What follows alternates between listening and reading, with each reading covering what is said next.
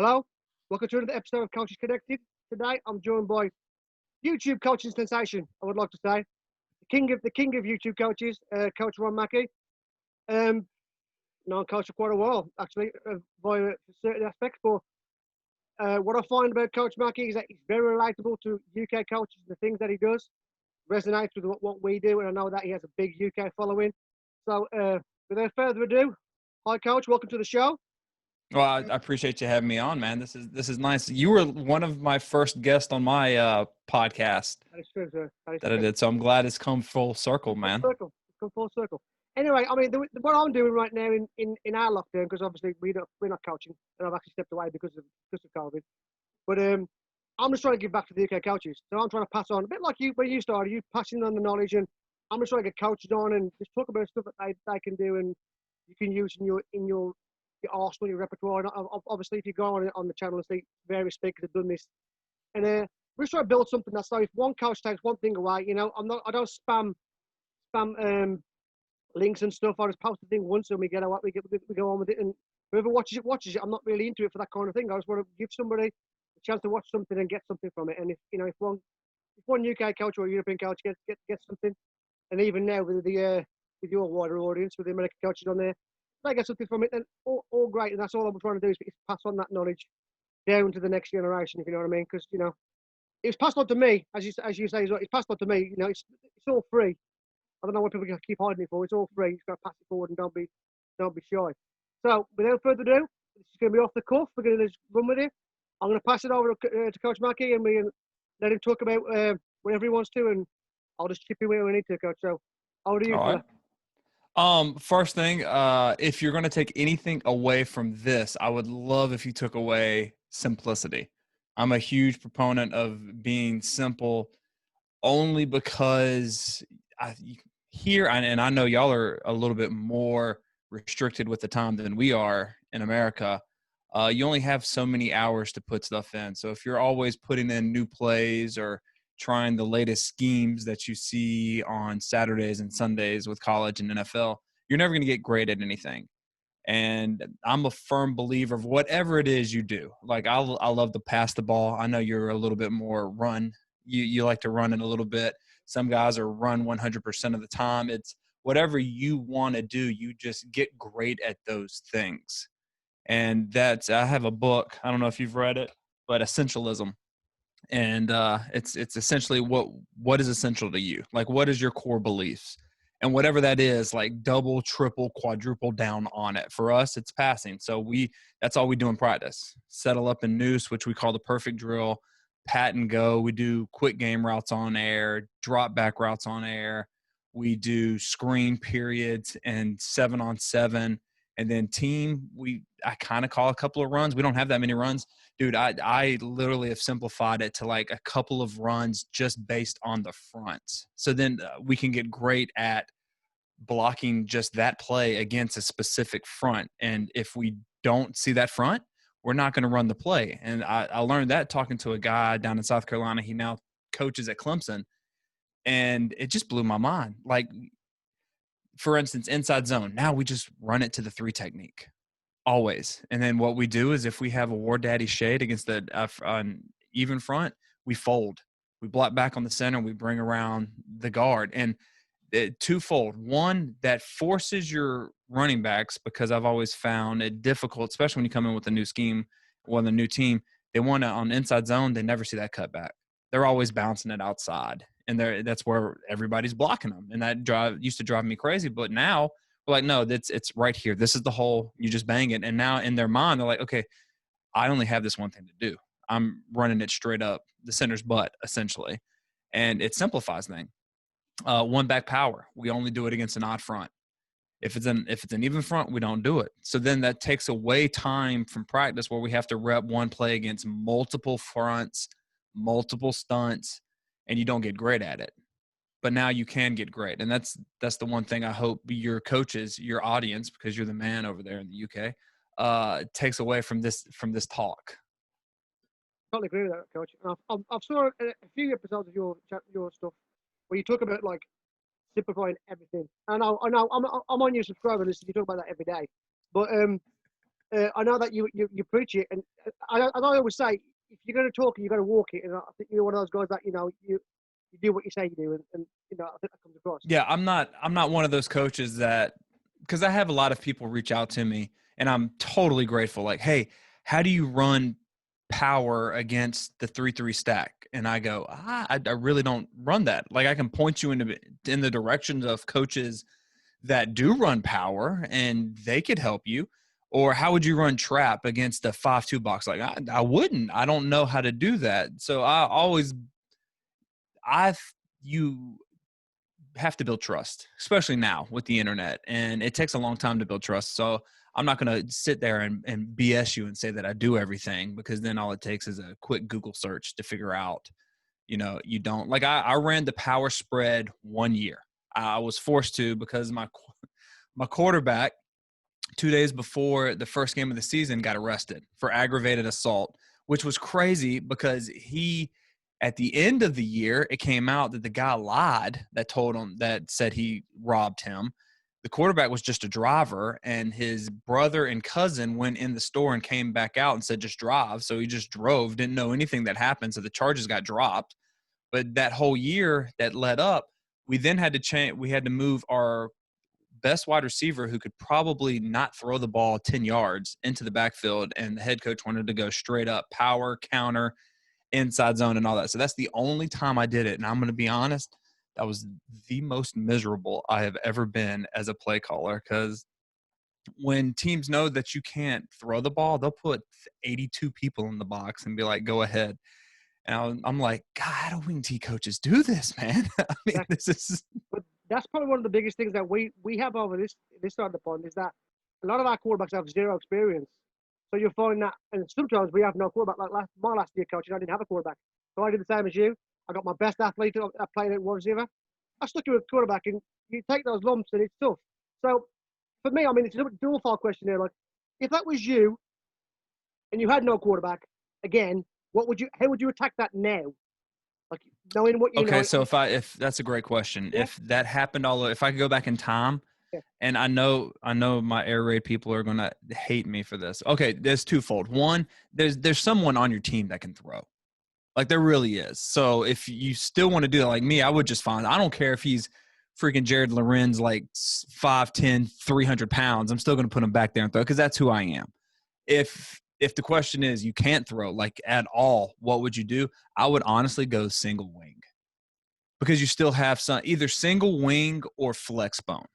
And the only reason why I say not the flex bone is because of the practice constraints. And, I don't know the finer details of, like, I would say 70% of it, but I'm not comfortable enough coaching it to get it down. But for the single wing, what I like about it is you can add deception and everything. And I don't say the wing tee just because, I'm gonna be completely honest, I don't know how to coach up an under center snap.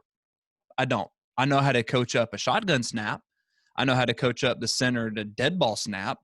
But the techniques and everything that go into an under center snap, that's not my wheelhouse, because it's something I've never done. I'm not going to sit here and pretend like I'm Dub Maddox and I know the kinesiology of the body and how it should move and everything. No, it's just like, hey, get 10 yards, get 5 yards back, sit there, and you can incorporate that into the single wing. But that's what I would do if we could do it all over again. I know it's not the sexy answer. A lot of people want to be like, we're going to Phil Longo it and get in the H-back and the double tights and all that. It's like, nah, let's just go unbalanced, put our fast guys. And there is a thing, like, I studied it this past off season. Every off season I pick an offense and I just dive all into it. And talking to Coach Vass of Make Defense Great Again, he was like, as a defensive coordinator, that was the biggest bitch he had to prepare for. And there's a coach in Florida. I'm sorry, he was in Florida. He's now in Alabama, that wins a lot of games with the single wing. And he's even simplified it where, like, if you're pulling guard, that's all you do. So if we're going to pull to the left, they're going to line up on the right. If they're pulling to the right, they're going to line up on the left. And I like that. So that's what I would do if you're like, we're going back to the 1910s and you can't pass the ball. Got to do what you got to do, coach. That's all I can say. Do what you got to do. But I agree with you. I mean, I would never coach something that I couldn't do. I would have to bastardize whatever I'm doing to make it fit that what I can do. Because as we've always talked about, I've literally got like 3 runs and maybe 8 passes. That's all we do, But people think that it's like the air raid, some kind of magician's wand. And in reality, I can't even run mesh because our guys can't run it properly. So, I don't run it. It's like, if I can't run it, I won't run it. And people are like, oh, you don't run mesh. You're like that. Well, it is what it is. But I And can run the I'm hell out of glad you. stick. Yeah. There's a coach here. Again, the same South Carolina coach is now at Clemson. He's crazy. He won three state championships in 5 years running the pure air raid. In 2015, he won the state championship in December. Clemson hired him in January. He won a national championship that following year. So in one calendar year, he won a state and a college championship. And what he did, which I think is amazing, every spring, because in America we have spring ball, he put in mesh. So he ran it in spring. He ran it in 7-on-7 leagues. And right before the season started, he would bring his staff in and they would go, okay, do we feel comfortable with mesh? Do we think our kids get it? Can we use it? And if they all voted no, then he would scrape it, wouldn't run it during the season, and then he would reintroduce it in the spring. And he said some years mesh was the best play that he ran. And in other years, they never ran it at all, like called it. And I think that's kind of what you have to do. Yeah. I think you're muted. Can you hear me now? Yes, I can. Cool. So adding on to that part is that so if you are simplifying things right there, what would be your, let's say if you do have to have, you got 6 plays. What are your 6 Okay. plays? You have to have 2 runs because I know you always say draw, so you have to have 2 runs. You have to have two All runs right. and 4 passes. Now, See, and here's the crazy thing. I've simplified. I'm at a new school where I wasn't able to install the offense until August. And we had our first game because we were talking off air. Americans, we're going to get our damn football in. Pandemic be damned, we're still going to get some games in. And I went in with my normal playbook, 95 Y cross going both ways, Y sail going both ways, all of that stuff. And I'm thinking in my mind, this is easy. These kids come from a power run team. So they were all flex bone, and then they kind of had like the power spread, but really it was just like, shotgun eye, hand the ball off.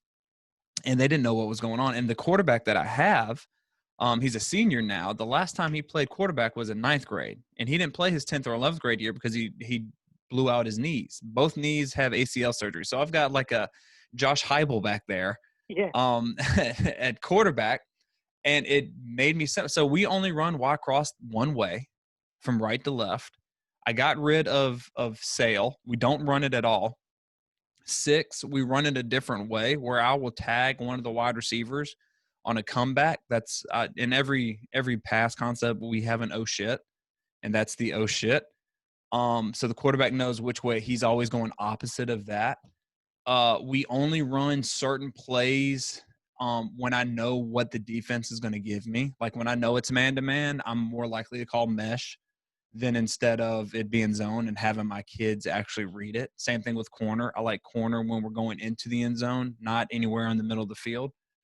So for us, it's really quick game. It's just stick and F stick. I know 618 and 618H if you're a purist. Corner and Y corner. Now off of those two, we have a tag. So we have a sticking up, and we have something called sluggo, which is corner, and then the snag comes, but he's really just slanting and then up the seam. So those are those two. I did have the sail, the flat, and vert quick game combo, but my quarterback didn't like it. So added 2 games. I called it one time. I was like, oh, that's done. I'm taking that out. Drop back, we have the shallows, but we only run 2 of them. Like one guy, whoever our best slot is, that's who's running it, and our best outside guy. We have 6. I've called 6 times, and we scored on 4 of them. So that's telling me the next time to call it a little bit more. We have 95. Dude, I think that's it for the quick game. I mean, for the dropbacks, we have our quick screens and a slow screen. The slow screen has been nasty. We've tagged that to everything. Stick, the shallow game. We're working on tagging it to the 95, so everyone's flooding the left and we're just throwing it to the right. We have our quick game. I mean, our quick screens where we just catch, turn, and just throw it. And then as for the runs, I mean, we have inside zone. We have one back power, but we only call that when against a certain front. We have inside zone with a fold scheme, but we only call that against a front, and we actually have trap. I was talking about trap, but we actually have trap now, and we only run it to a 3 technique. So if I call, and what I do is I just go check and then whatever trap, check trap. So he's coming up there because in high school, I mean, for instance, last week we prepared for an even man front because that's all they were all even man front. All the film we saw, they come out with a 3-3 stack. It's like, what? We didn't practice that. So all week we're like, okay, we're going to check the trap and you just call it to the 3 technique wherever you go.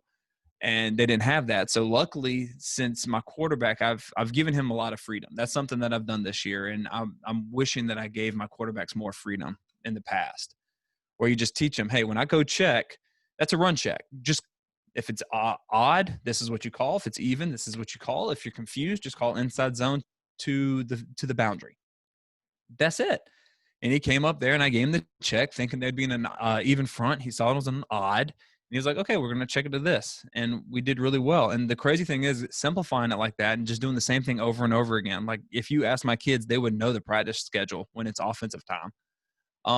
We broke a 26-year-old passing record, 3 of them, passing touchdowns, receiving yards, and touchdowns by a single player. So my Y had 8 catches for 245 yards and 5 touchdowns.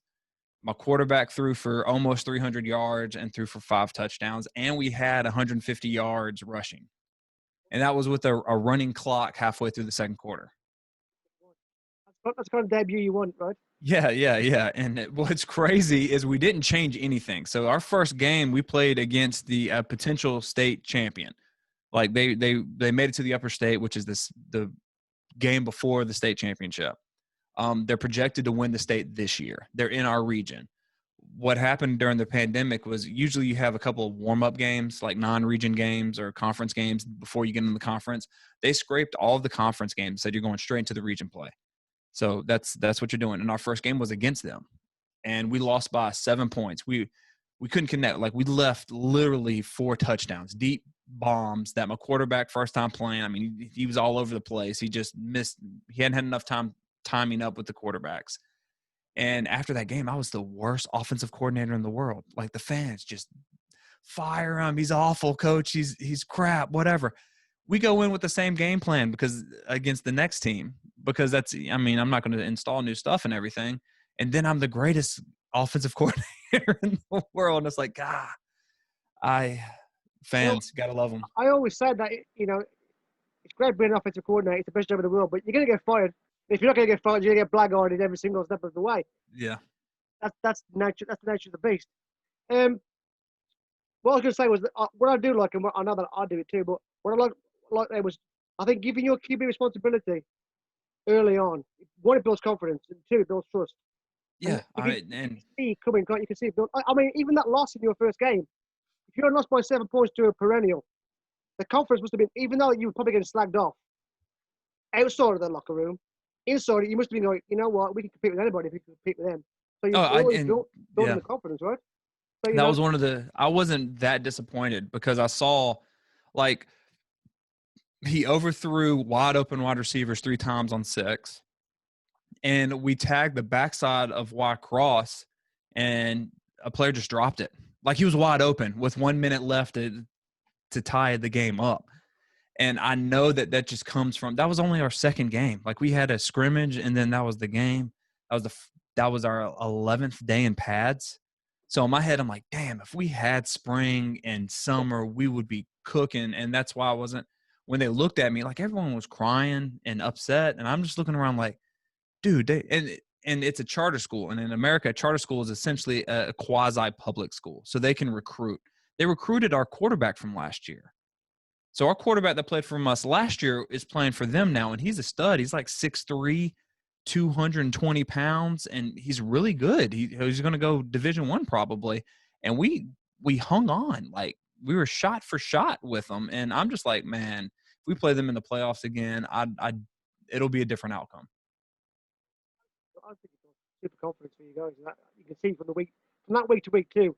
Obviously, they must have got in there thinking, we're going to be bossing this one, and they did. Yeah. Another thing that I like to talk about, as an offensive coordinator is how at your level in the high school, how are you calling your plays in? Are you signaling? Yeah, Are you I'm responsive? signaling. Yeah. I've done both. I went in wanting to do wristbands, and I have a wristband program that like the master, you put everybody's what they're doing, the play and everything, and then it filters it out to each one. But with Corona, I didn't feel like washing the wristbands every single day. So I was like, you know what, guys, that's one of the reasons why I just simplified what we did. Like, we're only going to run these plays, some of them in just one direction. If you can't get this is on you. We're doing the same thing over and over again. Learning is the mother of repetition, or I butchered that quote, but something like that. And you just have to learn it. And they're like, do you have a playbook? No, I don't have a playbook. This is our playbook. You're not going to read it anyways. I mean, I was one of the biggest coaches' kids coming up in high school and college. I didn't even read the playbook. It's just, you just get it, but through reps, and it's worked. It's worked. I've tried to get other people, like I call the play and I have someone signaling the formation and then the play, but by halfway through the first quarter, I'm doing everything. So I'm like, guys, just get away. Let me do it. You know, take some. What I do now is I have someone, when I say the play out loud, like I make myself when I'm signaling in, say it out.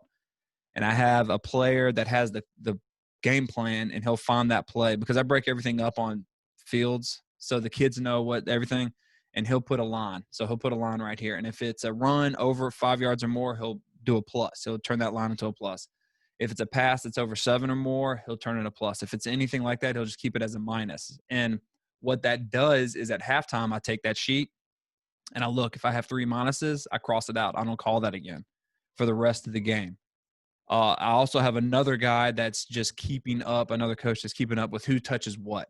So if the R touches L, Y, so if I look at him, okay, the Y's got a lot of touches, the running back's got a lot of touches, the F hasn't gotten any touches. Well, okay, let me take that other sheet. Do we have any pluses that I called that goes to the Y, the F? I need to call that more. I need to throw some quick screens to them, things like that, because to me, that's balance, not 50-50 run pass. Is everyone touching the ball? Because if everyone's touching the ball, that defensive coordinator, he's struggling because he doesn't have someone that he can zero in on, like, wing T teams. Hey, it's the fullback. They're giving the fullback the ball a lot. Let's zero in on him, or flex bones or stuff like that. Right. Now I want to touch on, as you brought it up, no playbook. Because that's something that intrigues me. I've spoken about it a few times to people. But how do you make that work with no playbook at high school level? How do you Say how what? do you how do you install? How do you teach it with no playbook? When we for this pandemic, we had a couple of Zooms. So I walked them through the 3-day install on Zooms and drew it up for them. So if it's a standard year, 15 minutes before we go out there, I'll get everybody in the classroom, and I'll draw it up on the dry erase board. But like, okay, here, this is it. This is the only things I'm calling. And then we'll go out there and run them, and we'll film practice. So we do that for 3 days, and then I come back, and on the 4th day, it's the exact same thing. Maybe a different formation, but the exact same plays. And I show them, like, okay, out of 2 back stick, this is what it looks like now. And I'll draw that up. I'll draw, like, on day 4, I'll be like, okay, this is what we ran, stick out of 2 back. We're running stick out of 3-by-1. Notice they're the same spots. They're the same thing.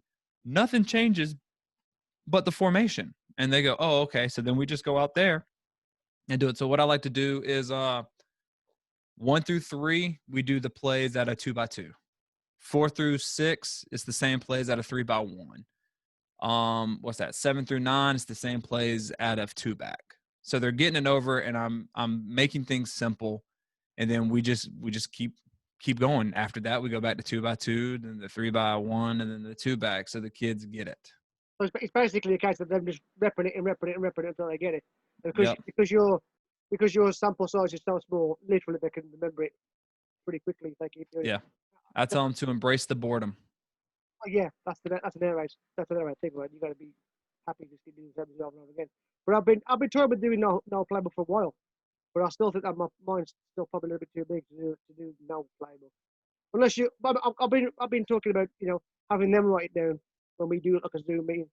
But then you probably have somebody that won't write it down, and they'll come to practice on Sunday and they have no clue what they're doing. Yeah. What are you doing? I didn't write it down, coach. Yeah, it'll be that kind of thing. We've not got much time left. I know you're a busy man. One thing I'll ask last before we go is red zone. What's your biggest advocate to go to? Let's say inside the 20, inside the 5. So 2 plays.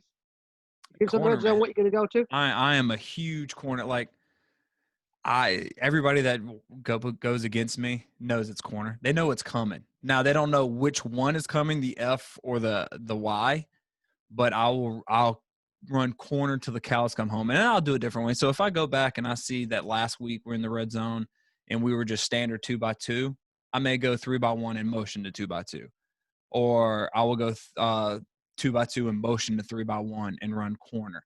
But I love corner, and then that's when you get your tags in. So corner, and then we'll run a sluggo, which this slant, the snag will just run up the hash, and that kind of does things like that. So that's the first thing. The second is I like mesh wheel. Like I'll call mesh wheel down there, and the kids know that that's what I'm going to call down there because we practice. Going in I call it the touchdown area, the 5 and in. Yep. We only run 4 plays, and we run those 4 plays the entire year. Same thing from the -1 to the -5. We only have 3 plays, and the kids know that. So I don't even have to call the formation. The kids will see where we're at on the field, and they'll be like, okay, we're going into our green blue. So everybody will go and do that. But I like mesh wheel, and the only run that we have in there that's actually really good out of the 2-back is kind of like a ISO, where we do it out of our inside zone. So if we have green, which 2 receivers to the right, 2 backs, we'll block the line left, zone left. We'll lock the backside, and then we'll lead with the back nearest the 2, and then we just hand the ball off, and he just find the open ground. I mean, we don't even do that much coaching. It's like, okay, there's going to be a hole here. Just follow this running back, and then once you see daylight, just do what you do at running back. Because I find that at that time, they've been running backs long enough. Like you can overcoach. It's just like, hey, just find a hole and go. Make sure you're inside the tackle because he's going to be locking and blocking out. But other than that, just do what you do, and you would be surprised at how well that actually has worked. We're like 83% in the red zone. Just doing that over and over again. I mean, I know that's a small sample size. It's only had 2 games, but still, it's a lot better than what we were in the past. I mean, I used to be a big stickler for which side of foot was up and how many steps you're taking, and now I've just dropped all that because it's too much hard work for the people. Yeah. Like, just get into a spot. I don't care what foot you're on. I don't care how many steps it takes. If we run a sticker, you get to 4 yards. Just get there. I don't really care how. Yeah. You know what I mean? That's what I think of it. But for me, I think hopefully you agree on this one. But once you get past that, I'm watching a game of football and I'm taking this aspect of coaching, which we've all done. We've all watched somebody on not NFL for me, but on a college football field. You go, that play's fantastic. I'm taking it. And then you get there, I'm going to install this today, and then we don't fucking run it. What's the point? So it's like once you get past that stage and you go, these are my core plays, and that's going to be it. I think we're both at that same kind of level where you just got to run what you know and stick with it. Really, that's what I feel.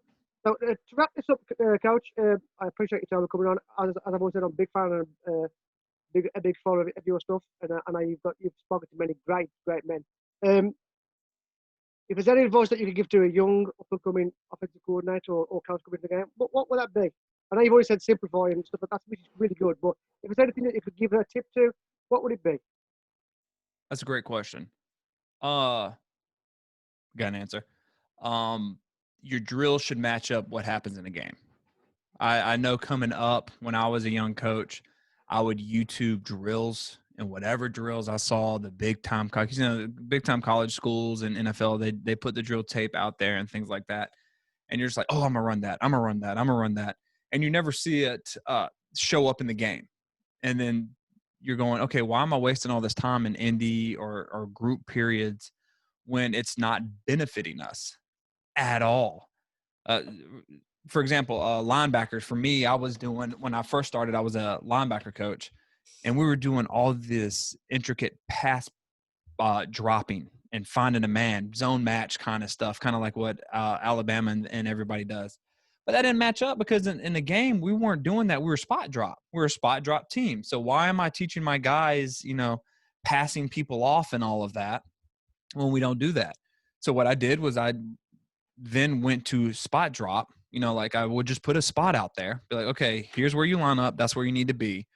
Get there. And then put your head on the swivel. We got better. We started getting more interceptions and everything like that.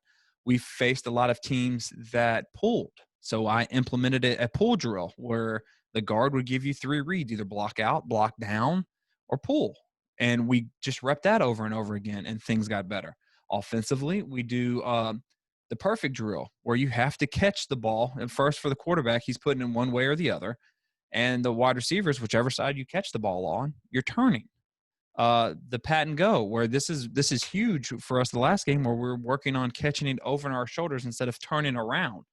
Well, now that wide receiver that caught all those touchdowns, he caught it over his shoulder. Now I can go like, okay, this is how you caught it. Here's the film. This also equals this is what we do in practice. Here's some of the practice film, and you can see how they fold into each other.